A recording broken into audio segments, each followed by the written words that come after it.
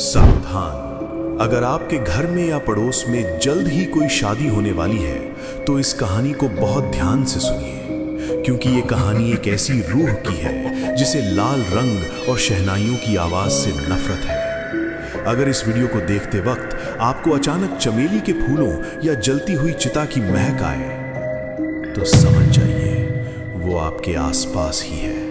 सदियों पहले की बात है। राजा विक्रमादित्य को रूपमती नाम की एक बेहद खूबसूरत स्त्री से प्रेम हो गया। राजा का प्यार सच्चा था, लेकिन रूपमती का दिल पत्थर का था।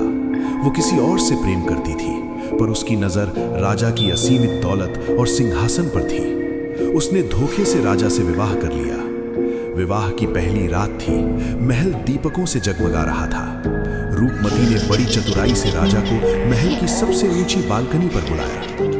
राजा को लगा कि उनकी नई नवेली दुल्हन उन्हें चांद दिखाने लाई है, लेकिन जैसे ही राजा बालकनी की मुंडेर पर झुके, रूपमती ने अपनी पूरी ताकत से उन्हें धक्का दे दिया।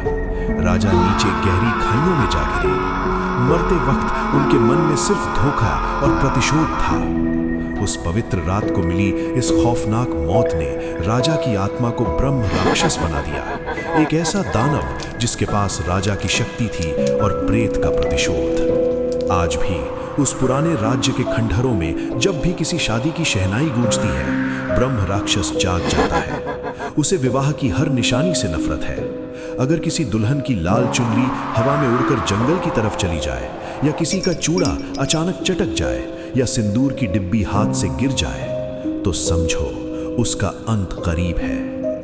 लोग कहते हैं कि ब्रह्म राक्षस शादी के मंडप से दुल्हन को उठा ले जाता है। वो उसे मारता नहीं, बल्कि उसे उसी गहरी खाई के पास ले जाता है और उसकी आंखों में देखकर पूछता है, क्या तुम्हारा प्यार भी महज एक धोखा है? अगर दुल्हन जवाब न दे पाए तो वो उसे वहीं से नीचे फेंक देता है। लेकिन आतंक अब समय के साथ बदल चुका है। हाल ही में एक शहर की लड़की ने अपनी शादी के दिन इसी महल के खंडहरों के पास एक फोटोशूट कराया था। उसने वही लाल जोड़ा पहना था और गहरा सिंदूर लगाया था। जब वो घर लौटी तो उसने आईने में देखा कि उसकी मांग में भरा सिंदूर सूखा नहीं, बल्कि ताजा और गीला था। वो सिंदूर नहीं, बल्कि इंसानी खून था। उसने डर कर उसे पोंछने की कोशिश की, लेकिन वो खून फैलता गया।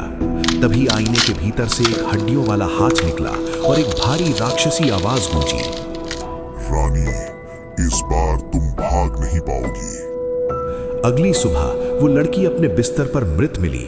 उसके शरीर पर एक भी निशान नहीं था, सिवाय उसकी मांग के, जहां खून से एक शब्द लिखा था, धोखा।